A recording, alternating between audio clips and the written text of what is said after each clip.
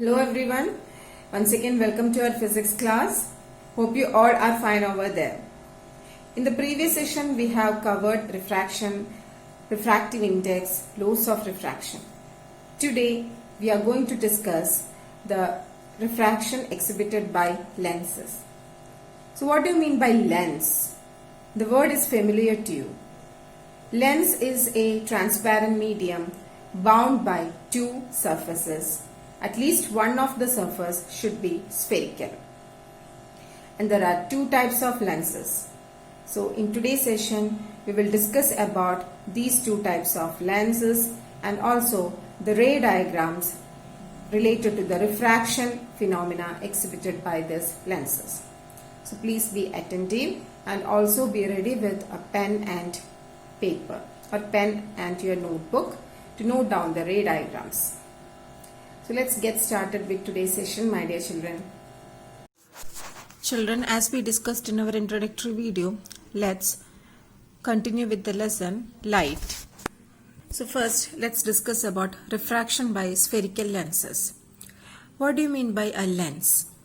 You might have seen people using spectacles for reading. The watchmakers use a small magnifying glass to see tiny parts of the watch. Have you ever touched the surface of a magnifying glass with your hand? Is it plain surface or curved? Or is it thicker in the middle or at the edges? The glasses used in spectacles and that by a watchmaker are examples of lenses. What is a lens? How does it bend light rays? So we shall discuss all this in this section. So what do you mean by a lens? A lens is a transparent material bound by two surfaces of which one or both surfaces are spherical. That means a lens is bound by at least one spherical surface. In such lenses, the other surface would be plane. Okay, and there are two types of lenses. One is convex lens and other one is concave lens. Just like convex and concave mirror, we have convex lens and concave lens. So what type of lens is a convex lens? A convex lens is bound by two spherical surfaces bulging outwards. That means like this. If we consider two surfaces like this, both the surfaces are bulging outwards, right? If you consider this surface, this is bulging outwards. Second surface is also bulging outwards. So this type of lens is a double convex lens or simply a convex lens. Now, what type of lens is a concave lens? See, it is a lens which is bound by two spherical surfaces curved inwards. If we consider one surface, this surface is curved inwards and other surface, it is also curved inwards. So such lens is known as a double concave lens or simply a concave lens. Okay, so this is a concave lens and this is a convex lens. In convex lens, both the spherical surfaces are bulged outwards. In a concave lens, both the spherical surfaces are curved inwards. Next, let's discuss the nature of a convex and concave lens. So here in the figure, you can see all the rays passing through the convex lens are converged at a point on the principal axis and this point is termed as focus. All those things we will discuss in detail in our coming sessions. Okay, so this is a convex lens and in the case of convex lens, all the parallel rays passing through the convex lens are converged at a single point. So what will be the nature of the convex lens? It will be a converging. So that's why it is written here, converging action of a convex lens. Okay, that means convex lens is a converging lens. Now what about concave lens? In this, here this light ray, when it passes through the concave lens, it diverges. Okay, this light ray after passing through convex lens, it is also diverged. So what is the nature of concave lens? Concave lens is a diverging lens. So nature of convex lens is converging, nature of concave lens is diverging. Okay, and here we can see when the light rays passes through the lens, it bends.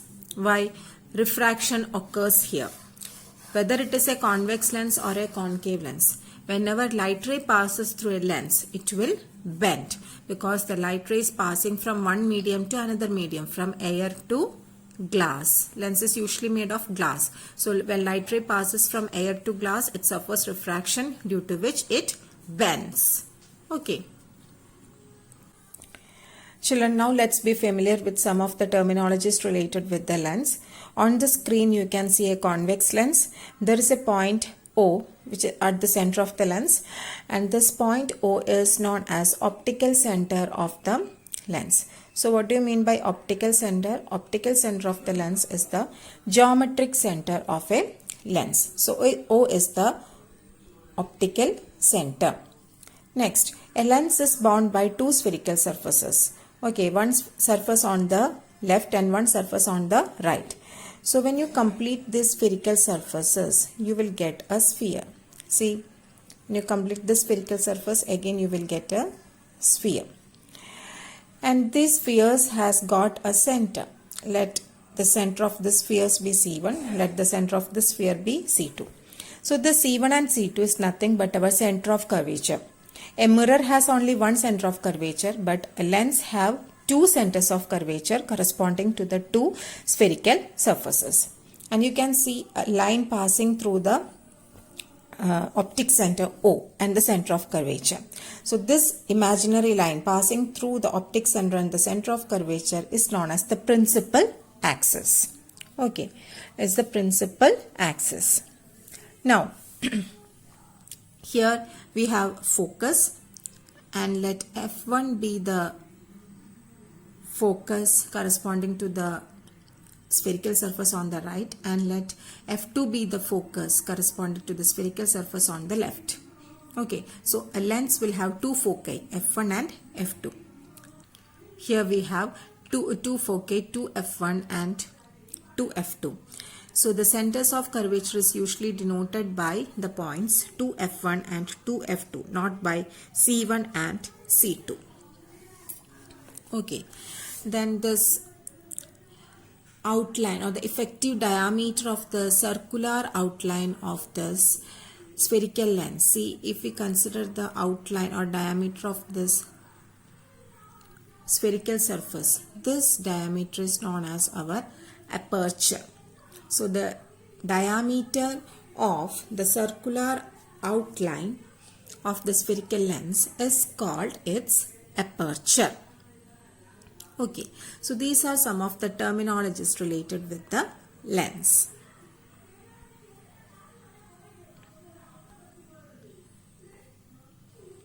Now, just like our mirrors, there are certain rules for image formation in lenses too.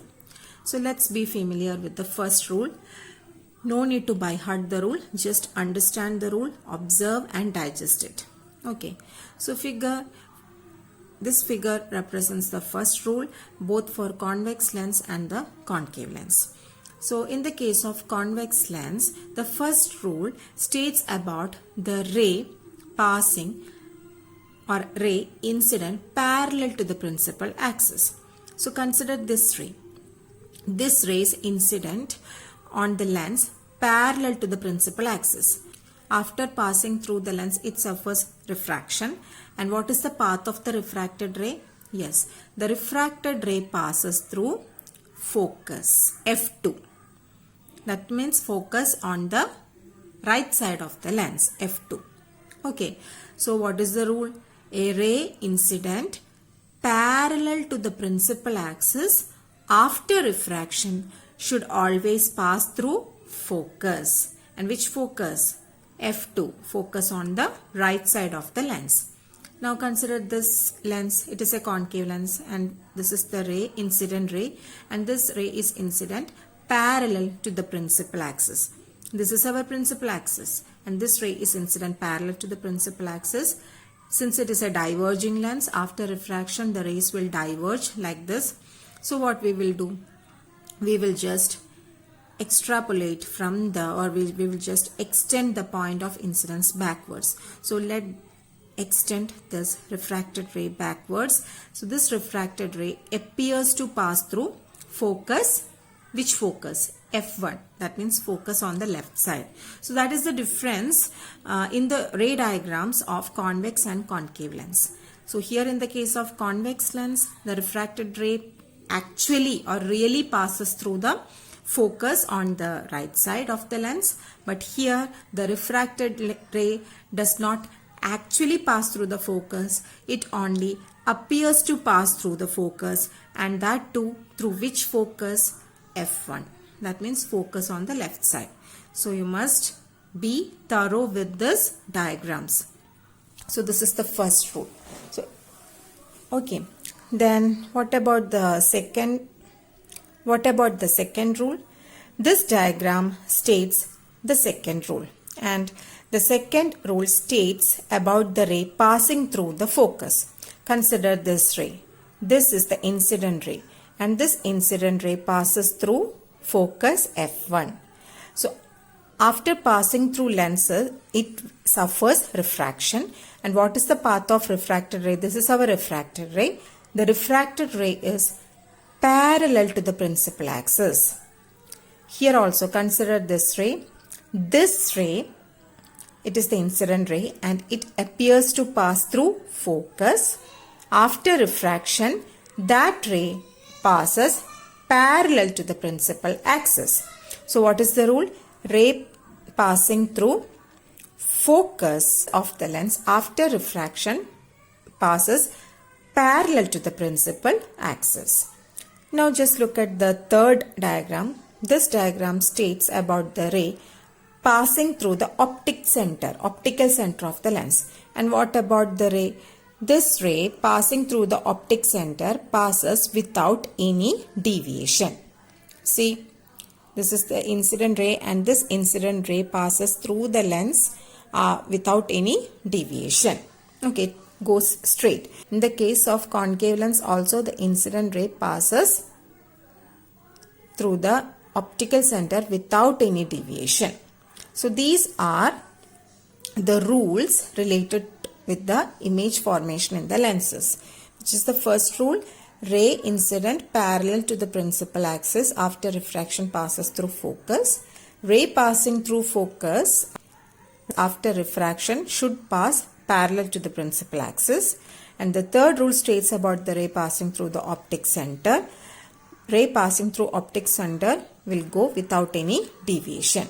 And we are going to plot our ray diagrams based on these three rules. Okay.